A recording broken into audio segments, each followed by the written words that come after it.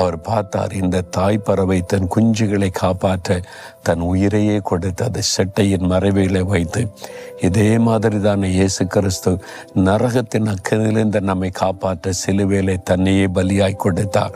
அந்த ஆண்டவர் நம்மை சிறகுகளாலே மூடி பாதுகாக்கிற தேவன். அதனால உங்களை தன்னுடைய செட்டைக்குள்ளே வைத்து பாதுகாப்பார். அவருடைய செட்டைக்குள்ளே வந்துடணும். அவர் அருகில் நீங்கள் தூரமாக நின்று கொண்டு சிகரெட் பிடிச்சு கொண்டு குடித்து கொண்டு லஞ்சம் வாங்கி கொண்டு உலக சிற்றுமத்தில் போய் கொண்டிருந்த எப்படி அவர் உங்களை பாதுகாக்க முடியும்? உங்களுடைய பாவத்தை விட்டு மனம் திரும்பி இயேசுவிடத்தில் வந்து உங்கள் கூட நான் வந்துடுறேன், உங்களுடைய செட்டை நிழலுக்குள்ளே வந்துடுறேன்னு ஒப்பு கொடுங்க. அவருடைய சிறகுகளாலே மூடி நிழலுக்குள்ளே வைத்து உங்களை பாதுகாப்பார். இன்றைக்கி ஒப்பு கொடுக்குறீங்களா?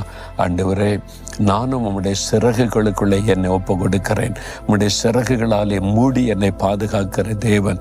இந்த உலகத்தின் பாவம், உலகத்தின் சிற்றன்பம், உலகத்தின் மாயை எனக்கு வேண்டாம். அதிலிருந்து விலகி உமக்கு நெருக்கமாய் வந்து உமக்குள்ளே அர்ப்பணிக்கிறேன். என்னை மன்னித்து ஏற்றுக்கொள்ளும், அரவணைத்து கொள்ளும், பாதுகாத்து கொள்ளும்.